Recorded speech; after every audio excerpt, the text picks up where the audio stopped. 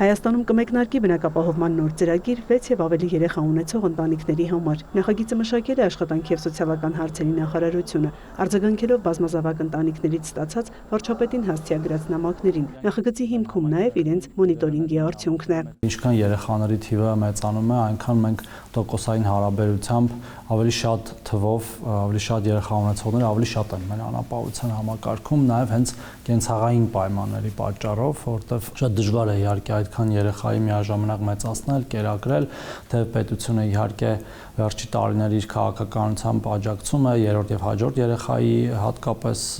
նպաստը ներդնելով, բայց այնուամենայնիվ այդ հարցը կա։ Սոցիալական գերատեսչությունը ուսումնասիրել է հասկանալու որքան է ընտանիքների թիվը։ Հարցումներ են ուղարկվել համայնքներ, պարզվել է մոտ 700 ընտանիք է, որն ունի 6 եւ ավելի երեխա։ Ծրագիրը հնարավորություն է տալու բազմազավակ ընտանիքներին մարզային բնակավայրերում ձեռք բերել բնակարան կամ կառուցել տուն 100% սուբսիդավորմամբ։ Յուրաքանչյուր երեխայի հաշվարկով 4 միլիոն դրամի հավաստագիր տալ ընտանիքին, որը նրանք կարողանան օգտագործել տուն գնելու կամ կառուցելու համար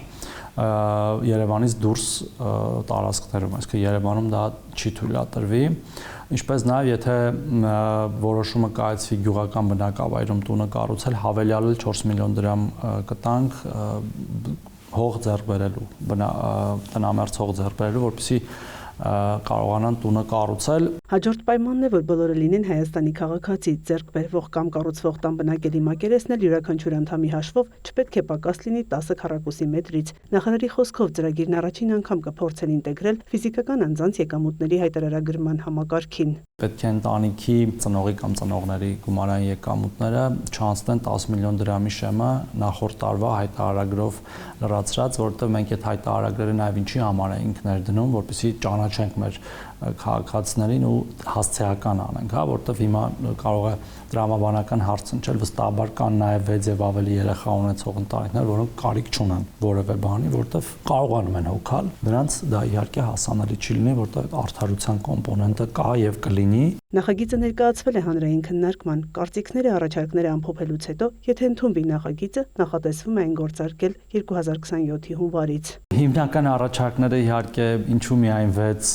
բա 5-4 երեխա ունեցողները իհարկե մենք հասկանում ենք, այլ ծրագրեր կան այդպիսի ընտանիքների համար եւ սա բարեհաջող անելու դեպքում մենք կմտածենք նաեւ միգուցե ավելի քիչ երեխա ունեցող ընտանիքներին էլ աջակցություն տրամադրելու, միգուցե ոչ այս չափ, այլ մեխանիզմներով, բայց դա մեր օրակարգում է եւ ընդհանրապես մեր ժողովրդագրական քաղաքականությունները միտված են նրան, որ երեխա ունեցող ընտանիքներին հնարավորինս աջակցեն եւ խրախուսեն, որ շատ երեխաներ ունենան։ Ավելի քիչ երեխա ունեցող ընտանիքների առաջարկներին արձագանքելով հիշեցնում են, առնվազն 2 անչափահաս ունեցող ընտանիքները կարող են օգտվել երեխա ունեցող ընտանիքների բնակապահովման պետական աջակցության ծրագրից, ինչ վերաբերում է նախատեսվող ծրագրի ընթացակարգին։ 4 միլիոն դրամի շրջանակներում իրականացվելու է կրկին բանկերի միջոցով, ինչպես մեր մյուս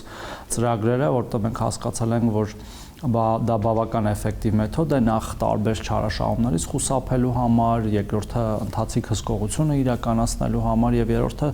դա պետական բյուջեի միջոցների վրա ավելի քիչ ծախսատար է։ Ստացվում է միայն նախարարության համակարգմամբ բնակապահովման 5-6 ծրագիր կա, այդ թվում սոցիալական բնակարանաշինական ծրագիրը, կան նաև պաշտպանության նախարարության Քաղշին կոմիտեի համակարգմամբ իրականացվող ծրագրեր։ Նոր նախագծի ընդունման կապակցությամբ առաջիկա 10 տարվա համար բյուջեից կպահանջվի մոտ 31.9 միլիարդ դրամ։ Մայա Խաչատրյան, Արտակ Գևորգյան, լուրեր։